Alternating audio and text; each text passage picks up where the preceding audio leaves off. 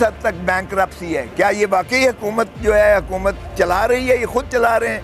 جہاں ہر چیز کی ان کو بیساکھی کی ضرورت ہوتی ہے، ہر چیز میں یہ آرمی چیف کو ساتھ لے کے جاتے ہیں. اب چائنا میں بھی آرمی چیف صاحب کا کیا تعلق تھا کہ چائنا میں اس کا مطلب ہے یہ دکھایا آپ نے کہ ڈی فیکٹو وزیر اعظم جو ہے وہ آرمی چیف ہے، اور آپ اس کی جو ہے اردل میں آپ جو ہے وہاں گئے ہوئے ہو، اس کی وہ دستے میں گئے ہوئے ہو اس کے. تو یہ اس طرح سے اگر آپ نے جمہوریت چلانی ہے، اس طرف سے آپ نے سمجھتے ہیں کہ آئین کی بالادستی ہوگی، اس طرح سے آپ سمجھتے ہیں کہ خائف کر کے لوگوں کو غلامی کی دہلیز میں دھکیل دیں گے، تو میں سمجھتا ہوں کہ پاکستان آج جو ہے جس مرحلے پر کھڑا ہوا ہے، آج عوام کو آگے ہی بہت زیادہ ہے ماشاءاللہ، اور عوام اس چیز سے اور زیادہ متنفر ہو رہے ہیں.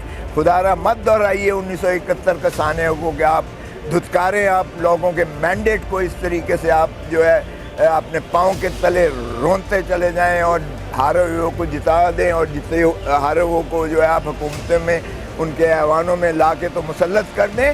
یہ غلامی پاکستان کی عوام تسلیم نہیں کرے گی. اور ابھی بجٹ کا دیکھ رہے ہیں آپ، بجٹ جس طریقے سے یہ بنانے کی کوشش کر رہے ہیں، یہ پھر عوام پر جو ہے سونامی، یہ جو مہنگائی کا سونامی ایک ایسا بڑا طوفان آئے گا کہ آپ دیکھیں گے کہ لوگ کس طرح سے پھر اس میں بلک کر برہم ہو کر اور احتجاج کرتے ہیں. پھر آپ روک نہیں سکیں گے. جب لوگ سڑکوں پر آ جائیں گے تو آپ روک نہیں پائیں گے. تو اس لیے میرے خیال میں آپ بہتر ہے کہ آپ سیاسی مفاہمت کی طرف جائیں.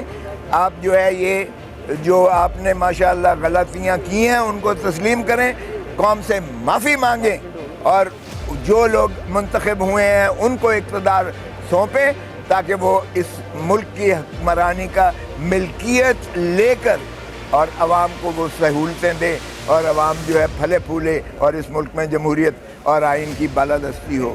کہ عمران خان صاحب کو جب 9 مئی کو جب انہیں اسلام آباد ہائی کورٹ کی بائیو میٹرک کے کمرے سے جہاں وہ بائیو میٹرک کروانے گئے تھے تاکہ ان کی وہ پٹیشن کی تکمیل ہو کر عدالت میں ساتھ لگے اور اس کی سنوائی ہو سکے، وہاں بھی انہوں نے ان کو گرفتار کیا تھا عمران خان صاحب کو.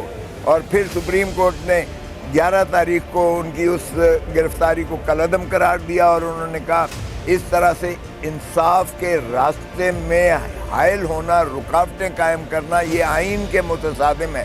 اور انہوں نے کہا یہ غیر آئینی ہے، کیونکہ سینکچوری آف جسٹس، یہ جو انصاف کے ایوان ہوتے ہیں، یہ sanctuary of justice, sanctuary of peace ہوتی ہے، ٹرینکویلٹی ہوتی ہے. یہاں لوگ اپنی شکایات لے کر آتے ہیں. اگر ان کی شکایات کا ان کو مانع کر دیا جائے تو پھر اس کا مطلب ہے آپ ایک سوسائٹی کو آپ فری فار آل لے کر جا رہے ہیں. پھر لوگ عدالتوں میں جانے کی بجائے اپنے تئیں وہ نپٹائیں گے اپنے معاملات کو، اور اس میں افراتفری کا عنصر آ جائے گا، اس میں جو ہے وہ لڑائی جھگڑے کا عنصر آ جائے گا، اور یہ پرامن سوسائٹی کا سارا جو ہے نظام یہ ختم ہو جائے گا. تو میں سمجھتا ہوں یہ جتنی اس کی مذمت کی جائے اتنی ہی اس کی کم ہے. تو اس لیے ہم اس کی شدید مذمت کرتے ہیں. اسی طرح اگر آپ دیکھیں تو یہ جو ڈیفیمیشن لا جس کو ایک ایکٹنگ گورنر نے، اب دیکھیں کیسے ہو رہا ہے. میں خود گورنر رہا ہوں. اب جب یہ اسپیکر صاحب اس وقت اب پیپلز پارٹی بھی احتجاج کناں ہے، اور ان کے گورنر سردار سلیم صاحب اس کو بالکل نہیں منظور کر رہے تھے، نہیں اپروو کر رہے تھے. ان کا اوپنلی جو ہے یہ بیانیہ آیا تھا، اخباروں میں بھی آیا، ان کے انٹرویوز بھی ہوئے. انہوں نے کہا کہ تحفظات دور کیے جائیں صحافی برادری کے. آپ اس طریقے سے گلا کسی کا نہیں دبا سکتے. آپ right of speech, right of information, ایک ڈائسینٹنگ نوٹ، اب کسی کی اختلاف رائے کو آپ اس پہ قدغن نہیں لگا سکتے.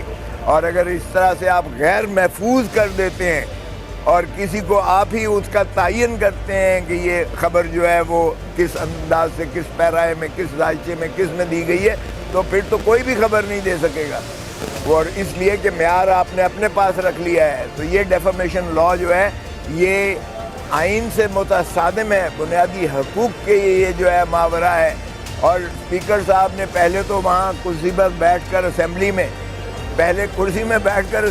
پاس کر دیا، بلڈوز کر دیا اپوزیشن کے بغیر، اور کسی ایون اپوزیشن تو ایک طرف رہی، ان کے اپنے الائز کو بھی کانفیڈنس میں نہیں لیا گیا. پیپلز پارٹی کہہ رہی ہے ہمیں تو اعتماد میں نہیں لیا گیا، ہم نے تو ووٹ ہی نہیں دیا، ہمیں تو پتہ ہی. اور پھر ان کا گورنر جو ہے صوبے کا وہ بھی کہہ رہا ہے کہ میں تو پاس نہیں کر رہا تھا اور وہ مجھے واپس کیا جائے. تو ایسے میں میرے خیال میں ہوش کے ناخن لیں.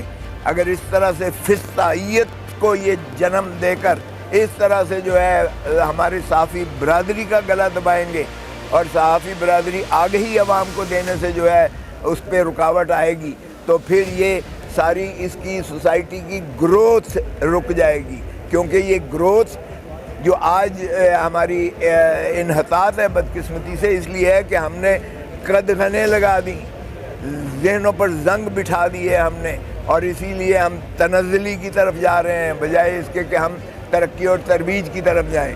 اور ترقی اور ترویج اور اچھی نہجیں تبھی نکلتی ہیں جب آپ اپوزیشن کو جو ہے بولنے دیتے ہو، جب آپ ایک اختلافی رائے کو آپ سنتے ہو اور اچھی چیزوں کو اپناتے ہو، اور قانون سازی میں ان کا بھی جو ہے دخل عمل ہوتا ہے.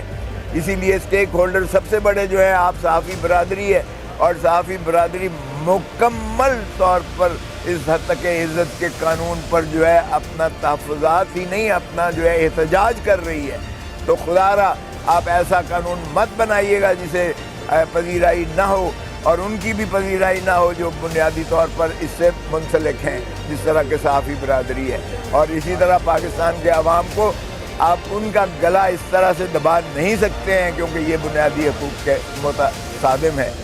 اور اسی طرح آپ نے جو دوسرا ایک آرڈیننس ایشو کیا ہے جس میں آپ نے جو ہے وہ آپ ریٹائرڈ ججز کو آپ نے ٹریبونل بنانا جو ہے انڈیا دیا ہے، اور جس میں ہم نے دیکھا کہ الیکشن کمیشن آف پاکستان جو آپ کی باندی اور لانڈی ہے، جس نے سارا یہ فسانہ اور فساد کی جڑ ہے، آپ نے اسلام آباد سے انہوں نے الیکشن کمیشن نے جو تینوں نشستیں تھیں جو مسلم لیگ نون ہاری ہوئی تھی اور پاکستان تحریک انصاف جیتی ہوئی تھی، جن کی پٹیشنز پر کئی تاریخیں پڑ چکی، کئی سماعتیں ہو چکی، اور انہوں نے کیا کہا تھا الیکشن ٹرائیبونل نے اسلام آباد کی کہ بھائی فارم 45 اور فارم 47 آ کے آپ پیش کرو اور آپ آ کے جواب دہی کرو.